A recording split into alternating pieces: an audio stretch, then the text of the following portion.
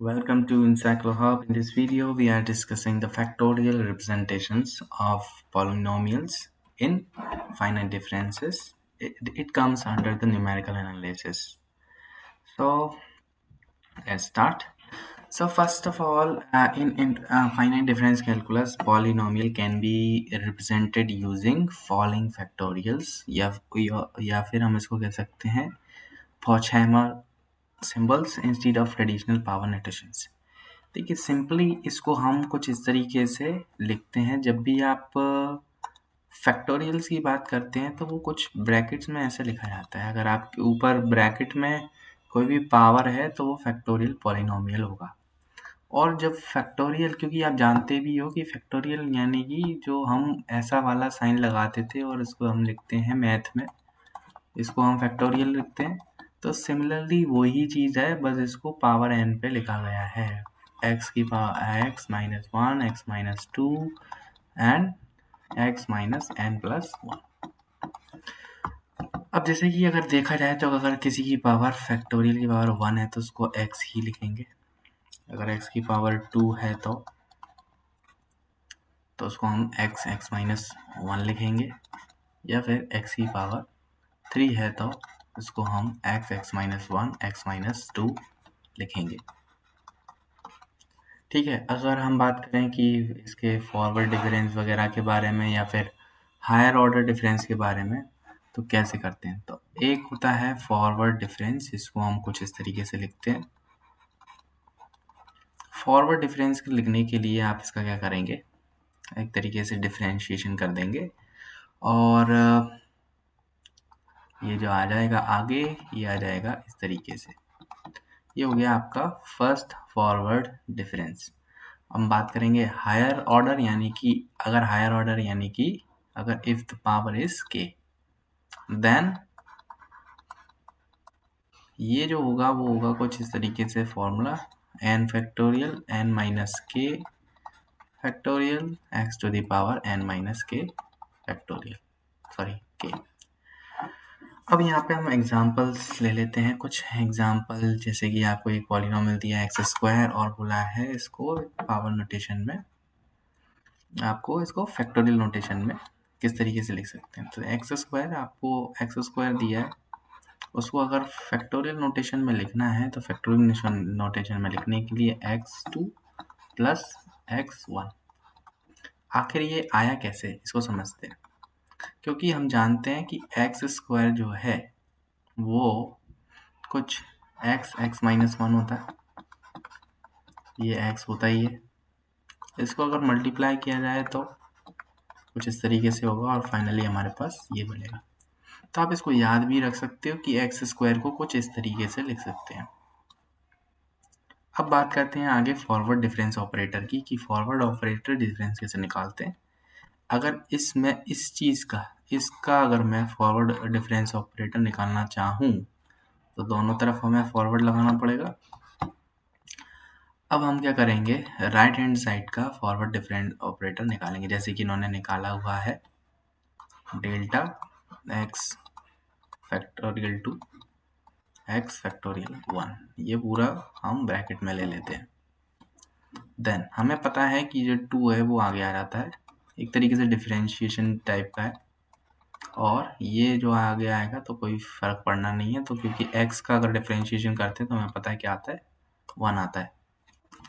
तो ये आ गया आपका फर्स्ट फॉरवर्ड डिफरेंस, राइट। ये फर्स्ट फॉरवर्ड डिफरेंस है। अगर हम इसका सेकंड जो फॉरवर्ड डिफरेंस निकालना चाहें तो क्या आएगा, सेकंड अगर निकालना चाहेंगे इसी का x² का, तो फिर से वही सेम डिफरेंशिएशन करेंगे तो ओनली 2 बच जाएगा, यानी कि आपका जो सेकंड डेरिवेटिव है वो एक 2 आ चुका है, यानी कि delta square x² equal to 2 आ चुका है। आगे बढ़ते हैं और एग्जाम्पल नंबर 1 की तरफ, जिसमें आपको एक फंक्शन दिया है f(x) इक्वल टू x³। अब इसको बोला है फैक्टोरियल नोटेशन में लिखने के लिए। इसको भी आप याद रख सकते हैं कि x³ को कैसे लिखा जाता है। जैसे कि हमने x² को पता है कि कैसे लिखते हैं, x² को हम ऐसे लिखते हैं x2 plus x1 similarly x cube को हम लिखते हैं x factorial 3 plus 3x2 plus 2x1। इस तरीके से हम फैक्टोरियल नोटेशन लिखते हैं फॉर x3।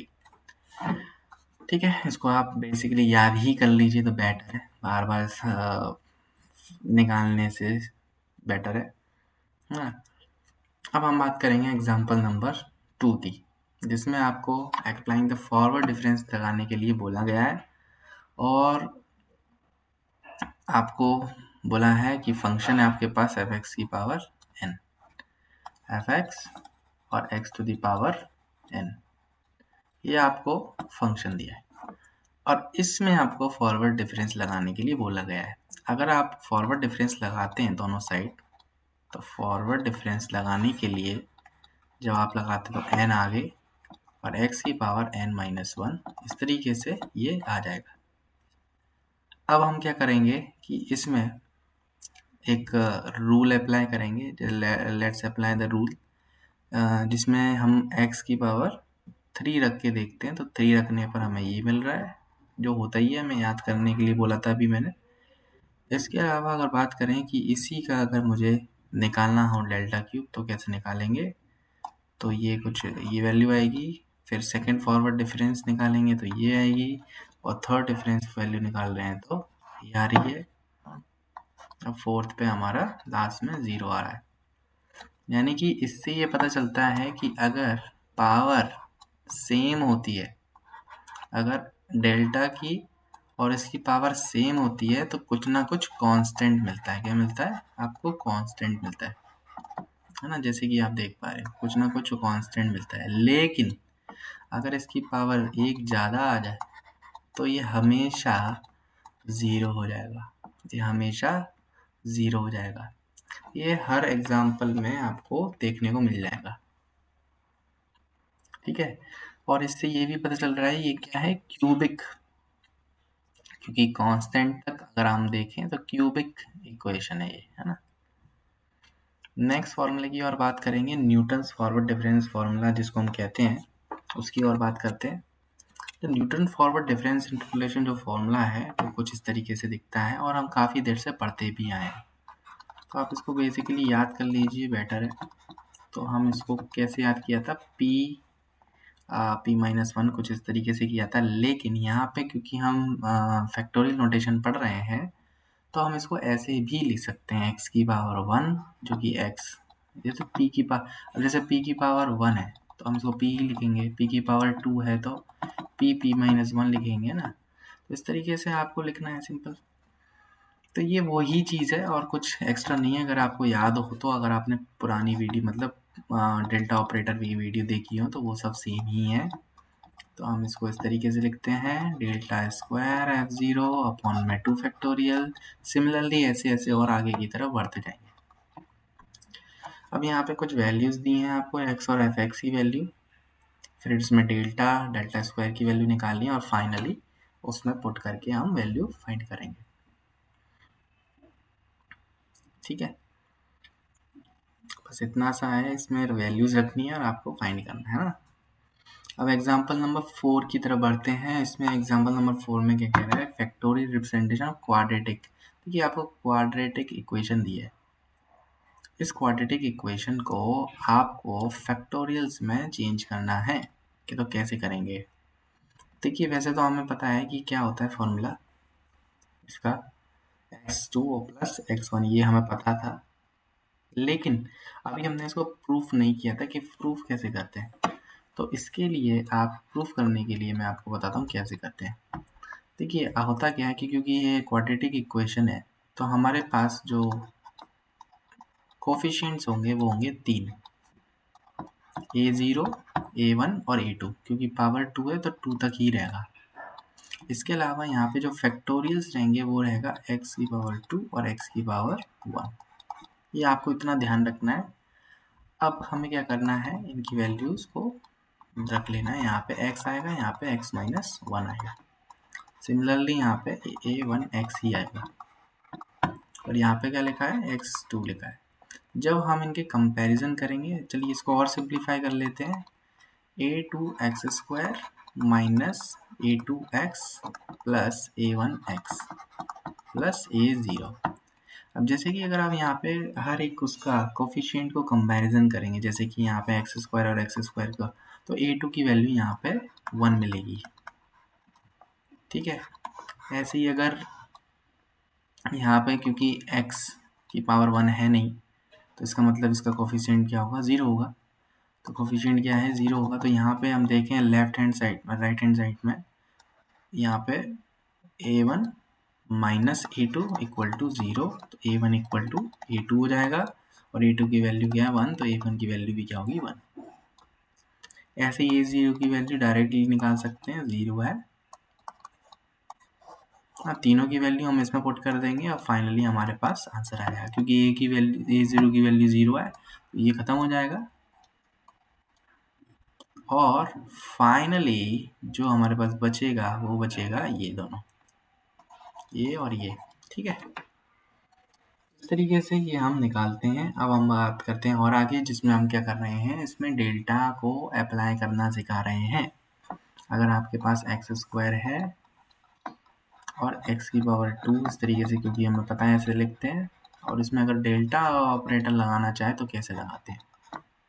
ठीक है, अभी डेल्टा ऑपरेटर लगाना चाह रहे हैं तो कैसे लगाएंगे, ये देखना चाह रहे हैं हम, है ना। चलिए, अब यहाँ पे जैसे कि हम जानते हैं डेल्टा लगाने पर हमें क्या मिलता है, 1 प्लस ये हो जाएगा 1, इस तरीके से ये वैल्यू आ जाएगी। और इसके अलावा अगर हम स्क्वायर निकालेंगे, इसका डेल्टा स्क्वायर निकालेंगे, तो फिर अगेन यहाँ पे 2 बच जाएगा, और क्यूब निकालेंगे तो यहाँ पे बच जाएगा 0। तो इससे, ठीक है, तो आपको ये मिल गया हो ना।